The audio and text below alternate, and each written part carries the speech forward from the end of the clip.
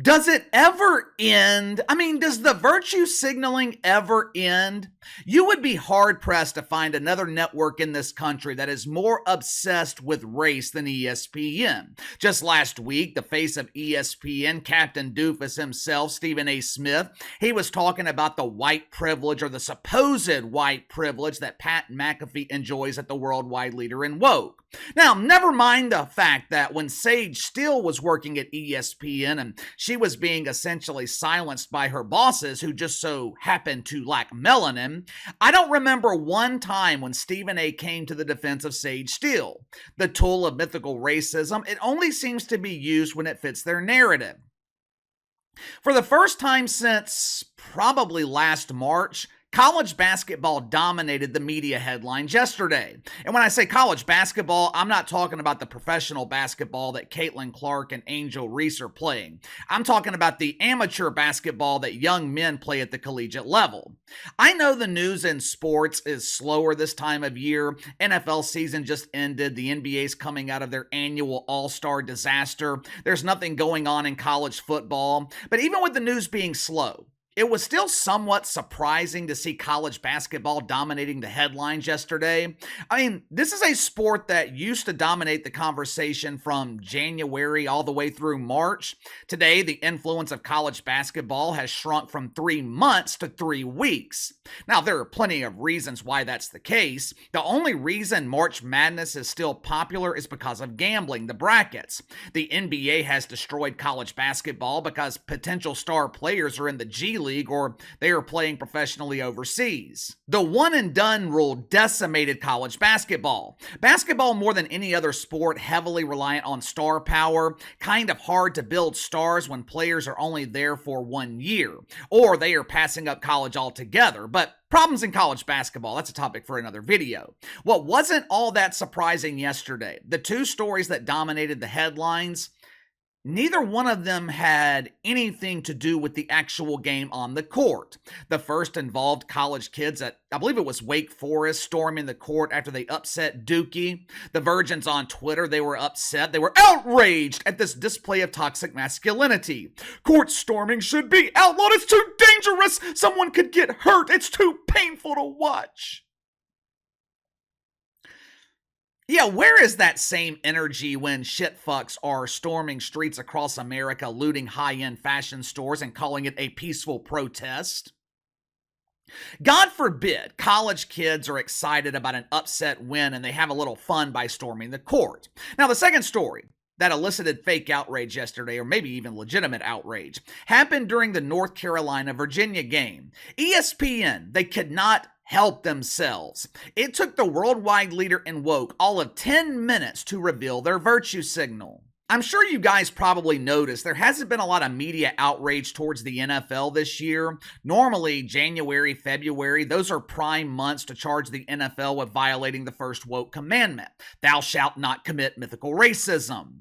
The NFL, they beat those charges this year by hiring a record number of blackhead coaches. So now, the media, they have to get creative when it comes to stories of racism. Dave OBrien, Corey Alexander, they were calling this game yesterday for ESPN. And before you ask who in the hell these people are, don't waste your time because I have never heard of them either. Yesterday, it was the last Saturday of February. It was ESPN's final opportunity to celebrate Black History Month. They decided to get creative with their virtue signaling by pointing out the number of black head coaches in the ACC. Now, as you're about to see, the caption of this graphic read, ACC head coaches who happen to be black. Happen to be black? What kind of shit is this? I happen to be having a bad day today. I don't happen to be white. The way ESPN worded this caption, it's like these guys woke up one morning, stared in the mirror and said, I'll be damned, I happen to be black. Pretty sure they have known that since birth. Now, I don't know anything about Corey OBrien and Dave Alexander. I'm sure they are extremely nice dudes, but I don't envy the position that ESPN put them in yesterday. 9 of the 15 head coaches in the ACC, or 60% of the conference, are black head coaches, which is great. But I just don't know why it matters. I don't know why ESPN felt the need to point this out to the audience. When it comes to coaches, there's only one thing that basketball fans really care about. Is he a winner? Yes. If he's a loser, it doesn't matter what race he happens to be. Fans are going to want his ass to be fired. For over a minute yesterday, Dave OBrien and Corey Alexander, they had to find interesting ways to discuss this virtue signal. In keeping with tradition at ESPN and their absolutely horrific coverage of basketball, this discussion, it took place during the actual game. So if you are a fan of Virginia or North Carolina and you're looking for analysis as to what's happening on the court, you were looking in the wrong place. ESPN, they were more concerned with talking about the race of head coaches instead of talking about the actual game on the court. Now, I blacked out some portions of this video for copyright reasons because they were talking during the actual game, but watch it for yourself. So led by coaches who are black. That figure is the most by number and percentage of any Power 5 conference. And we'll get to a point as to where we're not concerned about the color of the coach's skin. It's simply about the fact that these are very good basketball coaches leading great basketball programs. OBU and I did a game at North Carolina on Martin Luther King birthday weekend, and we had two black coaches, Hubert Davis and Red Autry from Syracuse. And the best thing about that entire thing, in my opinion, was the fact that you didn't even recognize the fact that it was two black coaches until I mentioned it to you. Am I the only one that thought this was kind of weird? Well, I know I'm not the only one because even the people on Reddit were confused by this. If you thought Twitter was bad before Elon Musk took over, Twitter ain't got nothing on Reddit. Now, don't get me wrong, there is some normal people on Reddit, but there's also a lot of dudes on there that haven't been inside of a woman since birth. They're easily triggered, they are easily outraged. Normally, I don't understand their fake outrage, but I kind of understood it here yesterday. One of the dudes on the broadcast, I don't know if it was Davey or Corey. ESPN didn't reveal their names to us. I guess they were assuming that we knew who the fuck they were when I had never heard of either one of them. But one of these guys said, we'll eventually get to the point where we're not worried about the race of head coaches. I think most people are already at that point. Hell, I think most normal people of all races have always been at that point. If you were to follow the logic of the mainstream media, I should automatically be a supporter of Dennis Allen in New Orleans. He's white, I'm white. We are brothers in our whiteness. Now, obviously, that couldn't be further from the truth. I don't care if Dennis Allen is green. I don't want him coaching my Saints because he doesn't consistently win NFL games. He's really consistent at losing games, but he has never been a consistent winner. I would take D'Amico Ryans over Dennis Allen any day, and it's not because I'm feeling guilty of white privilege and I want the Saints to hire the first black head coach of my lifetime. I would take D'Amico Ryans over Dennis Allen because he's a winner and Denise is a loser. Later in the clip, they were talking about a college basketball game they called earlier in the season that featured two black head coaches. With 60% of the ACC having black head coaches, I would imagine this happens with regularity.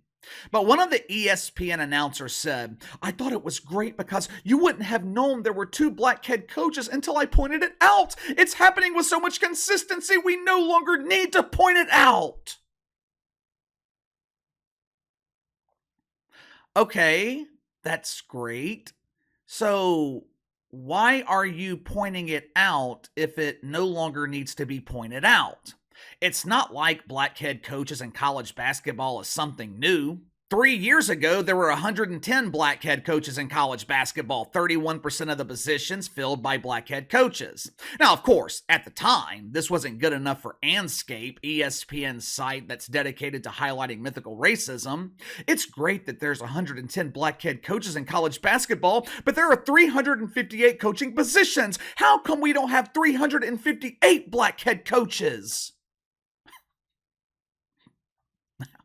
Hell, I don't know. Since we're in the mood for diversity and equity, how come we don't see more white players in college basketball? How come we don't see more white players in the NBA? Last I checked, only 20, maybe 25% of the NBA white players. So let's use the media's logic here.